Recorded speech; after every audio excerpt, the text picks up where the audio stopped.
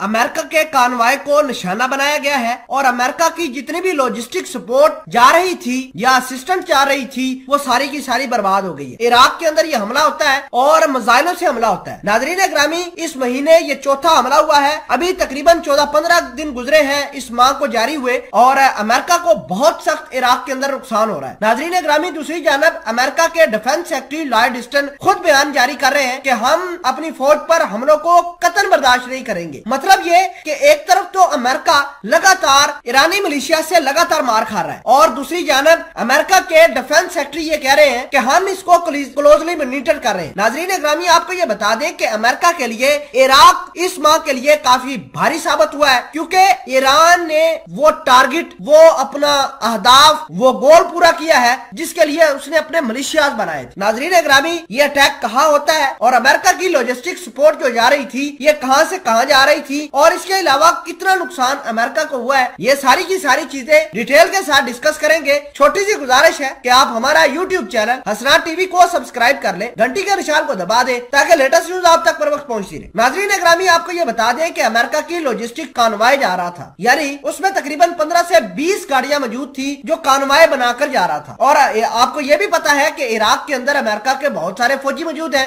जिनकी तादाद 3000 से 3500 है। लेकिन आपको ये बता दें कि नेटो की जो तादाद है, नेटो की जो फौज है इराक के अंदर, वो इसके अलावा है। खाली अमेरिका के फौजी जो है वो तकरीबन 3500-4000 के करीब है। उनको पूरे के पूरे लॉजिस्टिक सपोर्ट जा रही थी कि उसके ऊपर मिसाइलों से अटैक किया जाता है। 12 से 14 गाड़ियां जल जाती हैं और उसके अंदर रखा हुआ सामान सारा का सारा बर्बाद हो जाता है। अब उसके अंदर सामान कौन कौन सा था? कुछ तो स्पेयर पार्ट्स थे जो अमेरिका की मेंटेनेंस के लिए, अमेरिका के आर्म व्हीकल की मेंटेनेंस के लिए, इनके F-16 जो उधर काम करते हैं इराक के अंदर उनकी मेंटेनेंस के लिए, कुछ खुराक वगैरह थी फौजियों की, वो सारी की सारी बर्बाद हो गई। नाजरीन ग्रामी, अहम बात यह है कि जब से ये मार्च का महीना शुरू हुआ है अमेरिका की बेसिस को इराक के अंदर लगातार निशाना बनाया जा रहा है। और आपको यह भी बता दें कि अंबार एयरबेस था पहले जिसके ऊपर ईरान ने निशाना बनाया था, तो अमेरिका उस वक्त काफी भड़क गया था। पिछले हफ्ते की बात है कि इराक के अंदर जो अल असद बेस है अमेरिका की, उसको भी निशाना बनाकर इनके फौजी कत्ल कर दिए गए थे। लेकिन आज जो लॉजिस्टिक अटैक होता है इसमें भले ही फौजी कम मरे हों, लेकिन आप इस बात को समझिए कि ईरान किस लेवल की अमेरिका को नुकसान पहुंचा रहा है। आप समझिए कि अमेरिका की जितनी भी फौजी रसद है जो इराक के अंदर जाती है अमेरिका की फौज के लिए, उसको ईरान आजकल निशाना बना रहा है। नाजरीन ग्रामी, बसरा से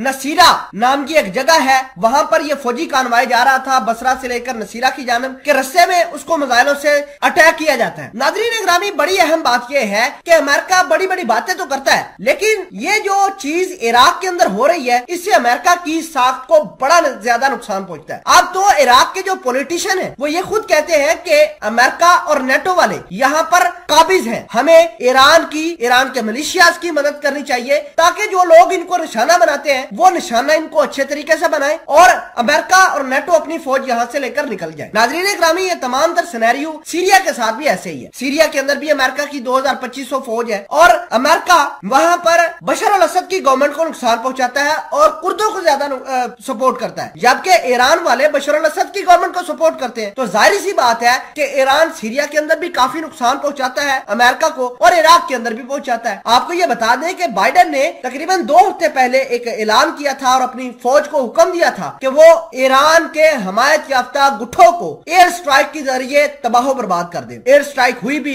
ईरान के मिलिशियाज मारे भी गए, लेकिन ईरान जो है, ईरान को भले ही माली जानी नुकसान ज्यादा हो, लेकिन अमेरिका को इकोनॉमिकली यहाँ पर बिल्कुल तबाह बर्बाद कर दिया है ईरान के मिलिशियाज ने।